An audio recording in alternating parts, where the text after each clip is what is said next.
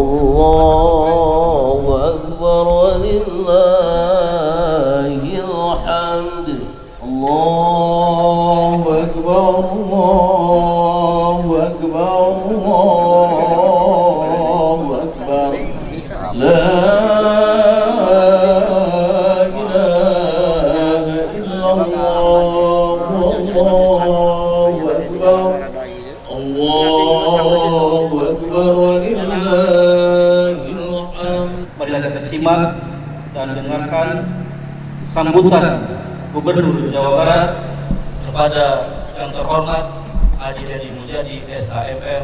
Dipersilakan.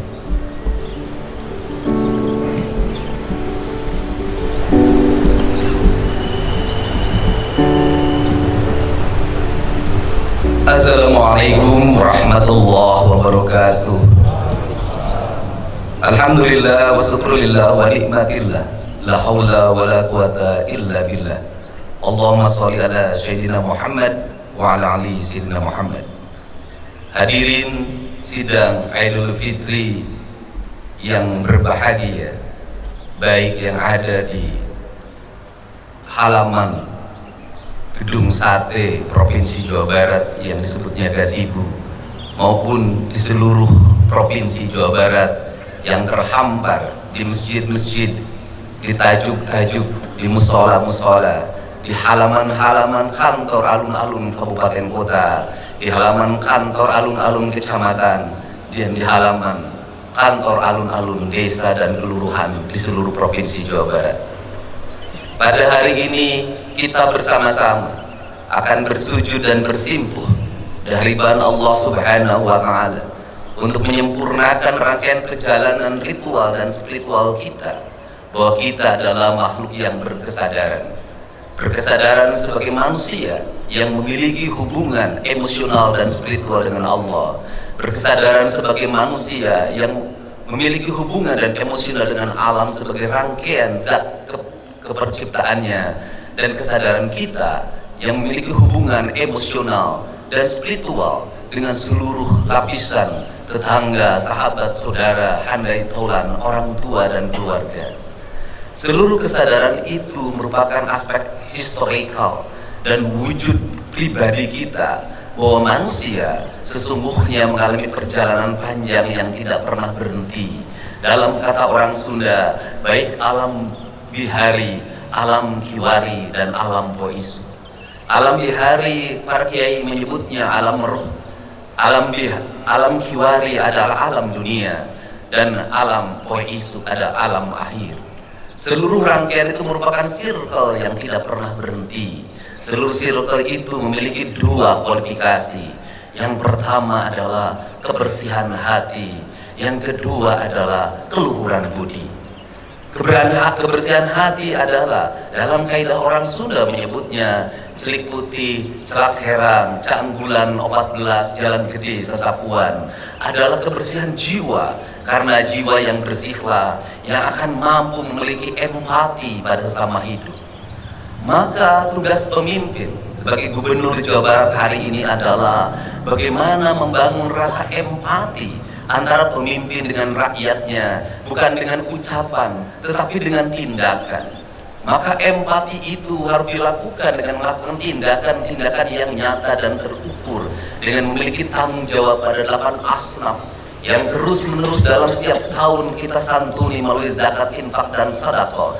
Tetapi di balik itu, seluruh aparatur negara harus memiliki kesadaran yang kolektif bahwa kita semua adalah para pemegang kebijakan yang di dalamnya memiliki kewajiban untuk memberikan rasa aman, memberikan rasa bahagia, memberikan rasa sejahtera, bahkan mengangkat derajat mereka dalam tahapan dan tingkatan hidup yang sama, yaitu 8 asnaf. 8 asnaf dalam kaidah Islam dilakukan pada zaman Rasulullah SAW. Pada saat itu masyarakat hanya diwajibkan membayar zakat, tidak diwajibkan membayar pajak. Sedangkan kita pada hari ini, para penyelenggara negara, baik eksekutif maupun legislatif, memegang kapasitas melakukan pengelolaan terhadap anggaran belanja dan pembangunan negara atau APBN, APBD, anggaran belanja dan pembangunan daerah Provinsi Jawa Barat. Yang paling mendasar adalah bagaimana anggaran itu terdistribusi untuk mewujudkan rasa adil pada 8 asnaf itu. Karena apa? Karena pada zaman Rasulullah, zakat memiliki fungsi pengelolaan negara yang dikelola oleh Baitul Mal. Sedangkan kita hari ini memiliki kedobel anggaran. Yang pertama, Basnas mengelola keuangan melalui pembayaran zakat. Yang kedua, negara melakukan pengelolaan keuangan melalui APBD. Di balik itu ada infak dan ada sedekah. Sesungguhnya di Indonesia ini adalah pungutan untuk rasa adil masyarakat sangat banyak, melebihi negara-negara lain. Tetapi kenapa yang menjadi problem? Justru keadilan belum terwujud, justru kemiskinan belum tertangani, justru orang-orang tidak mampu sekolah, tidak mampu membeli baju seragam, tidak mampu membeli sepatu, banyak pungutan di berbagai tempat. Sesungguhnya kita yang sholat dalam setiap hari 5 waktu, kita ini melakukan pengkhianatan terhadap apa yang menjadi tugas dan kewajiban kita sebagai penyelenggara negara. Alangkah malunya kita di hadapan Allah di negeri yang beriman dan beramal soleh ini, ketika pungutan negara ada, pungutan zakat ada, tetapi rasa adil belum terwujud. Berarti kita sebagai penyelenggara negara belum bisa memaknai dan memahami Islam secara paripurna.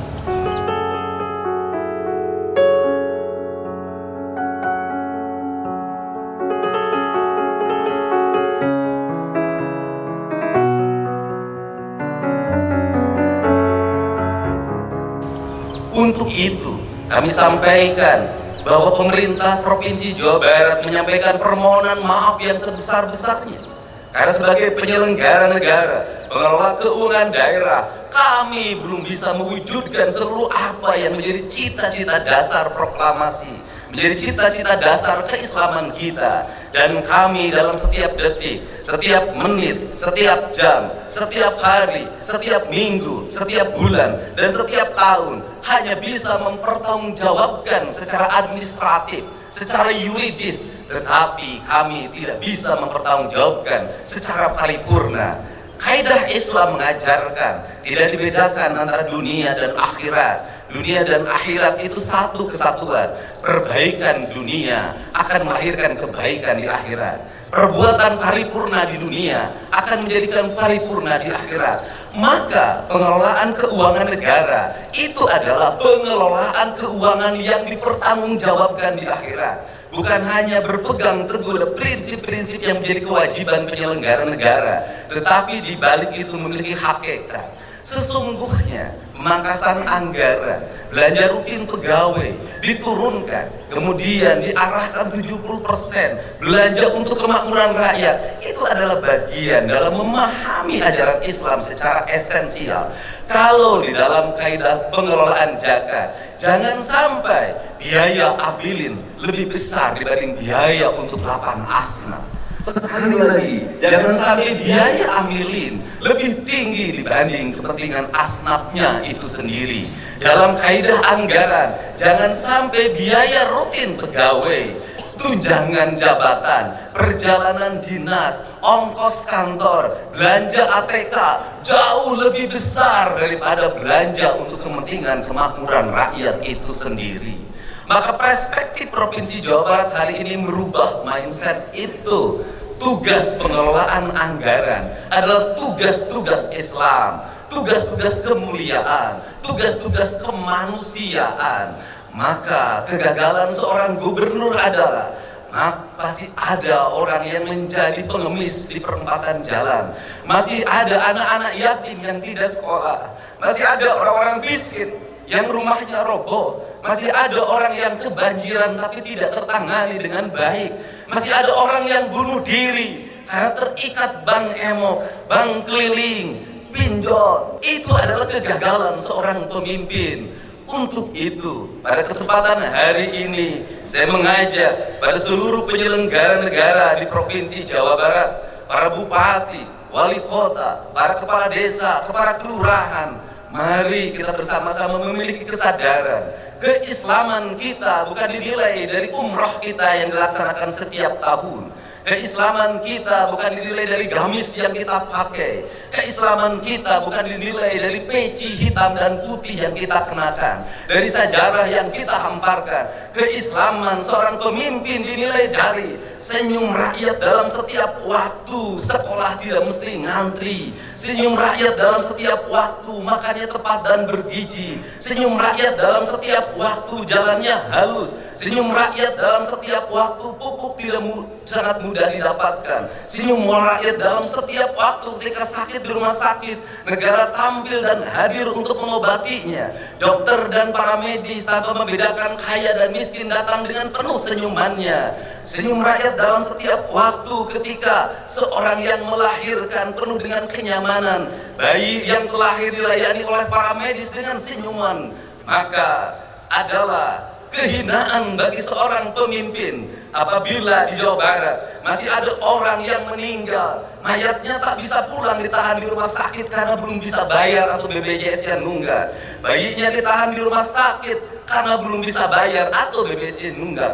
Anak-anak tidak bisa sekolah, orang-orang miskin makan hanya dengan garam, rumah roboh atau bocor, sedangkan negara abai dalam fasilitas yang digunakan hanya untuk kepentingan pribadi, keluarga dan golongannya. Untuk itu, marilah kita jadikan kesadaran 1 Syawal 1446 Hijriah ini adalah sebuah kesadaran kolektif, kesadaran ritual dan spiritual kita sudah sangat tinggi. Pejabat umroh ngantri, orang-orang kaya umroh ngantri, masjid-masjid Jumat penuh, mimbar-mimbar penuh, ceramah-ceramah dalam setiap waktu. Itu baik, tetapi lebih baik secara substansial adalah dana-dana yang kita miliki digunakan untuk menangani orang-orang fakir, orang-orang miskin, kaum mustadaifin, kaum du'afa, orang-orang fafa, orang-orang yang merintih dalam setiap waktu meminta pertolongan tapi abai orang untuk menolongnya. Kesadaran itulah yang diperlukan oleh negeri hari ini. Maka jihad kita para pemimpin hari ini adalah jihad menahan hawa nafsu kita untuk menyerap anggaran untuk kepentingan kita. Kemudian kita mengorbankan diri kita, emosi kita, keinginan kita untuk membelanjakannya untuk kepentingan masyarakat yang lebih luas, agar kita kembali pada kesadaran Undang-Undang Dasar 1945, agar kita kembali pada kesadaran keislaman kita. Maka terakhir, andai kata di sebelah kanan kita ada bangunan yang dibangun dengan angka 60 juta gulden dengan tingkatan 6 ke atas dalam bentuk tusuk sate. Di dilakukan oleh pemerintah kolonial Belanda, oleh VOC yang hidupnya hanya dari perkebunan teh, perkebunan karet, perkebunan kina. Mereka mampu membangun jalan-jalan yang berkualitas. Mereka mampu membangun bangunan-bangunan yang berkualitas yang masih digunakan oleh kita hari ini. Mereka mampu membangun bendungan-bendungan yang berkualitas. Pertanyaannya adalah, kenapa kita yang mengklaim kaum pribumi itu tidak mampu mengelola perkebunan? Jangankan membangun gedung seindah gedung sate, hanya mengelola kebunnya saja sudah tidak mampu dengan dikontrakkan kepada pihak lain, yang melahirkan longsor, kekeringan. Betapa kita sebagai beragama punya rasa malu di hadapan Allah Subhanahu wa Ta'ala. Betapa kita sebagai bangsa yang berpancasila merasa malu oleh VOC. Oleh VOC saja kita sudah kalah dalam melakukan pengelolaan, apalagi oleh bangsa lain. Untuk itu, mari kita bersama-sama tinggalkan keegoan ritual kita. Mari kita bersujud dan mohon ampunan kepada Allah Subhanahu wa Ta'ala. Dan bentuk pengampunan Allah Subhanahu wa Ta'ala, saya meyakini akan turun pada kita mana kita memiliki kesadaran bahwa kita adalah makhluk yang salah dalam pengelolaan kebijakan. Marilah kita minta maaf pada anak-anak miskin yang tidak bisa sekolah. Marilah kita minta maaf pada orang-orang miskin yang mereka masih tak sanggup makan sebaik makannya kita. Marilah kita minta maaf pada orang-orang fakir yang harus dia mencuri hanya untuk kebutuhan melahirkan keluarganya. Marilah kita minta maaf pada mereka, tinggalkan keangkuhan dan kesombongan kita.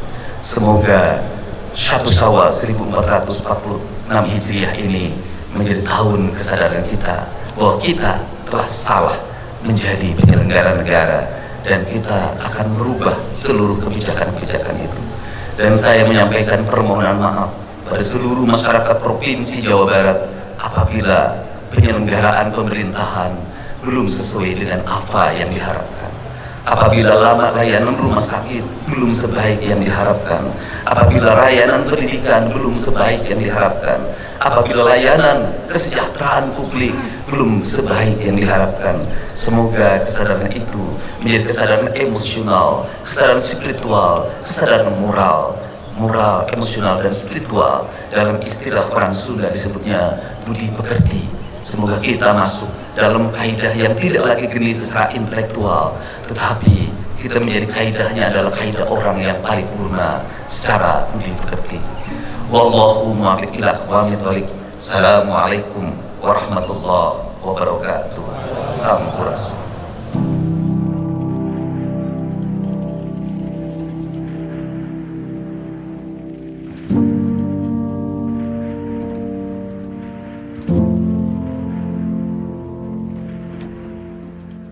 صلوا سنة العيد الفطر ركعتين جامعة رحمكم الله.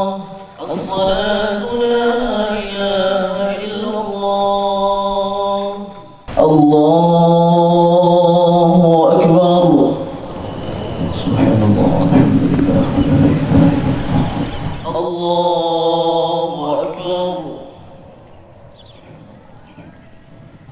الله. الله أكبر.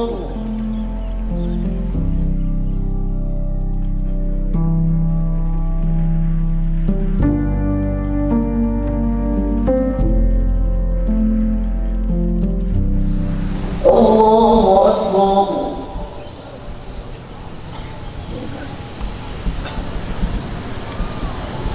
سمع الله لمن حمده. الله أكبر.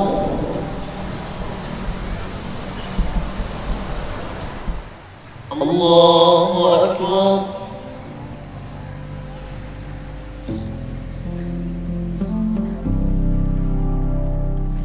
السلام عليكم ورحمة الله. السلام عليكم ورحمة الله.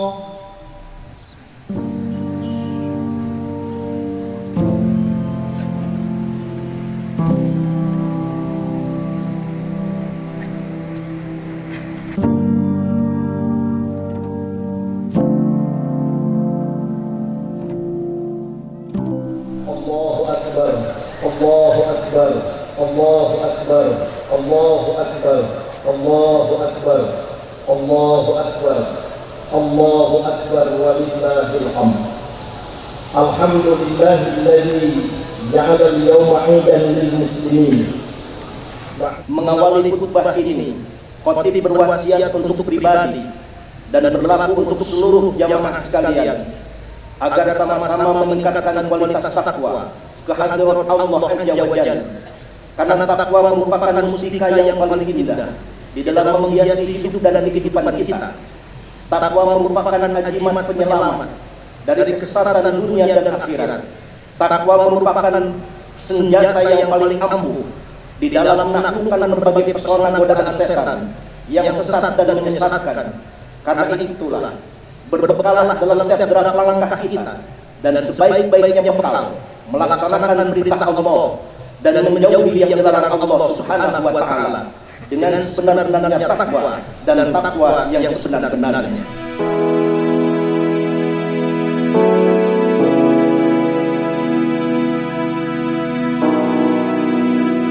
Rabbana la tuzigh qulubana ba'da idh hadaytana wa hab lana min ladunka rahmatan innaka antal wahhab. Rabbana zalamna anfusana wa in lam taghfir lana wa tarhamna lanakunanna minal khasirin. Allahumma ighfir lil mu'minina wal mu'minat wal muslimina wal muslimat al ahya'i minhum wal amwat. Rabbana atina fid dunya hasanah wa fil akhirati hasanah wa qina adzabannar. Walhamdulillahi rabbil alamin.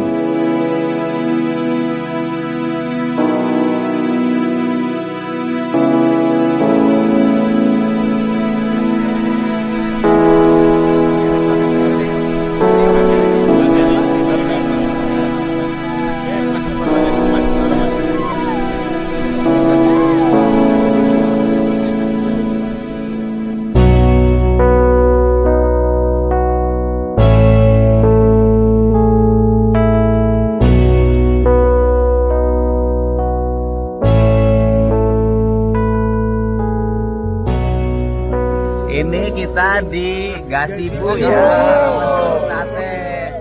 Selamat Lebaran ya.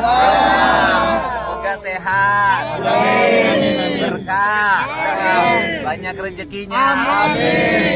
Buat seluruh warga Jabar saya mohon maaf atas segala kesalahan dan perilaku yang bisa membahagiakan semua. Saya juga mohon maaf ya pada seluruh sahabat-sahabat saya. Kan teman saya ketika SD, SMP, SMA dan SDK Purnawarman dulu. Ini warga kota Bandung nih. Riau-riaunya nih. Ini orang Riau.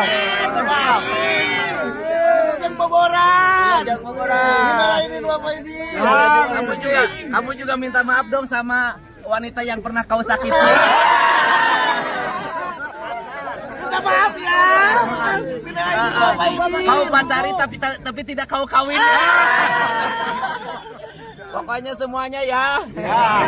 Seluruh mantan-mantanku saya mohon maaf. Ya maksudnya ya kan mantan warga, mantan tetangga, ya kan mantan teman. Semuanya Lebaran terindah hari ini.